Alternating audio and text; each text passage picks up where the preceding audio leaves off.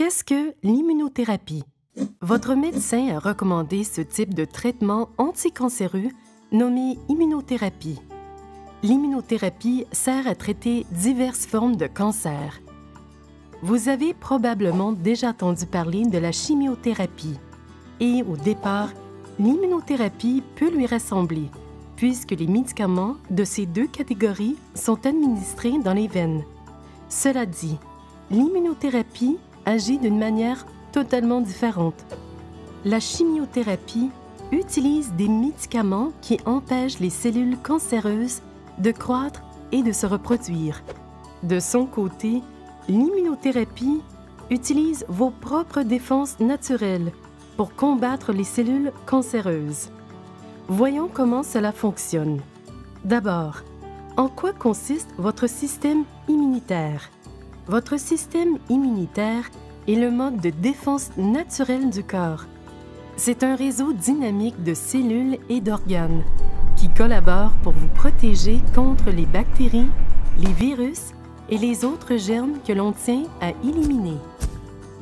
Il est toujours à la recherche de cellules cancéreuses. Quand il en trouve, il peut les reconnaître et les détruire d'une foule de façons intelligentes.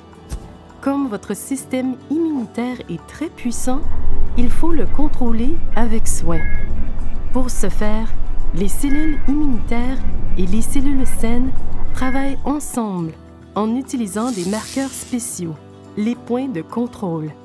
Ces points peuvent aider votre système immunitaire à faire la différence entre les bonnes cellules, les cellules saines, et les mauvaises, comme les cellules cancéreuses.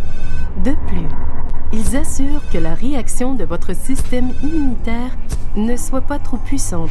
Sinon, vos cellules saines pourraient être endommagées par erreur. Malheureusement, certaines cellules cancéreuses sont astucieuses et peuvent mettre ces points de contrôle à leur service. C'est ainsi que les cellules cancéreuses se dissimulent du système immunitaire et évitent la destruction. Donc, comment l'immunothérapie peut-elle vous aider?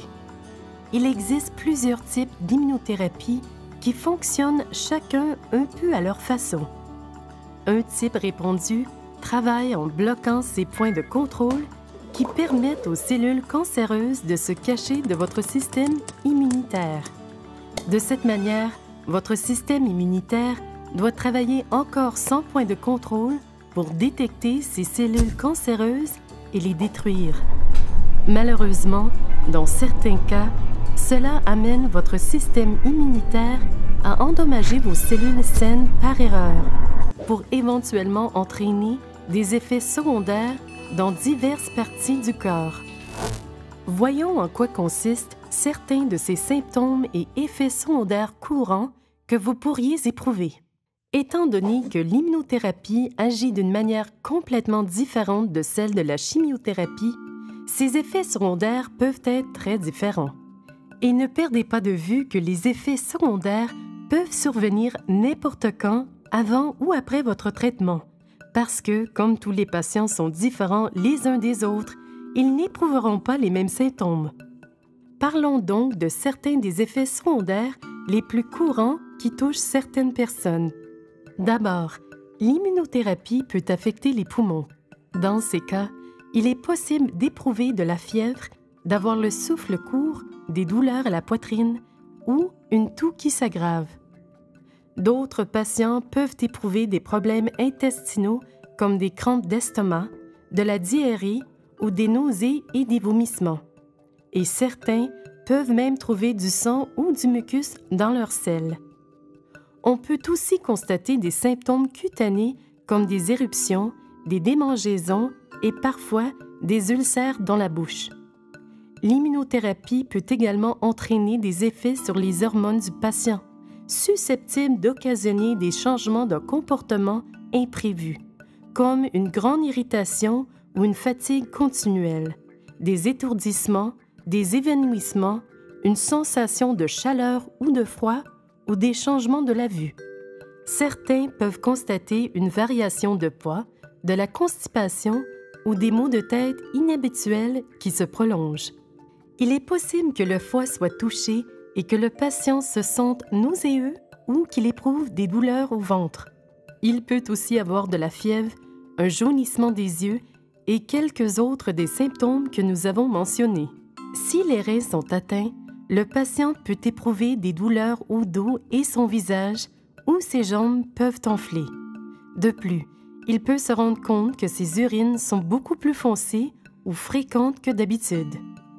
Il est possible de traiter presque tous les symptômes dont nous avons parlé au moyen de stéroïdes ou de la substitution d'hormones.